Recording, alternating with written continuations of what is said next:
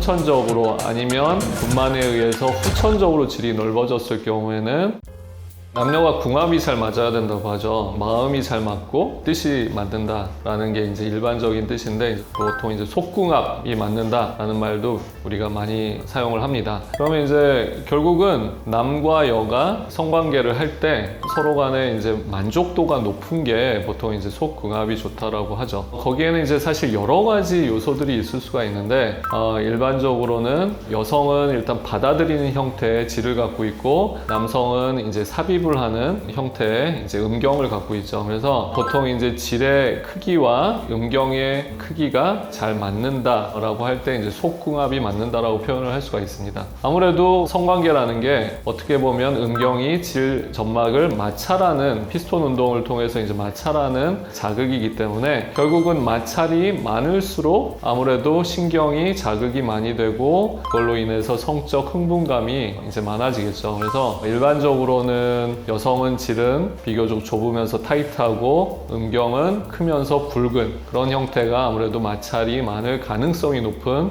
그런 상태가 되겠죠. 그래서 마찰이라는 게 100%의 어떤 성감의 절대적인 어떤 요건은 아니지만 하나의 이제 기본적인 요건이 되는 거는 맞을 수가 있겠습니다. 그래서 선천적으로 아니면 분만에 의해서 후천적으로 질이 넓어졌을 경우에는 그것을 이제 좁히는 노력으로 질 성형이라든지 질 타이트닝 레이저라든지 이런 비수술적인 어떤 치료를 할 수가 있고, 남성 같은 경우에는 음경이 왜소할 때는 음경 확대술과 같은 것들을 할 수가 있겠죠. 그래서 여성분이 성감이 떨어지고 속궁합이 안 좋다라는 것을 호소하면서 이제 진료를 볼 때는 객관적으로 여성의 상태도 파악을 하고, 그 다음에 대략적이나마 성적인 파트너의 음경도 보통 여쭤보는 게 일반적인 문진이 되겠습니다. 양쪽의 괴리가 크다 이렇게 이제 느껴지면 그걸 개선하는 방법으로 여러 가지 수술이나 시술 같은 것들을 할 수도 있겠습니다. 젊은 남녀, 예를 들어서 뭐 출산을 하지 않은 여성이라든지 하면은 뭐 질이 넓어지거나 할 가능성이 많지는 않아요. 선천적으로 이제 골반이 넓으면서 질이 넓은 경우도 물론 있지만, 대체로는 성관계에서 이제 마찰력은 보통 이상은 보통 생기게 되고, 근데 이제 출산 후라든지 분만 손상이 생긴다든지 아니면 나이가 들면서 질점막이 노화가 되고 탄력이 떨어질 때, 보통 그럴 때는 이제 서로 간에 성감이 이제 떨어지는 것을 호소하는 경우가 많죠. 그래서 첫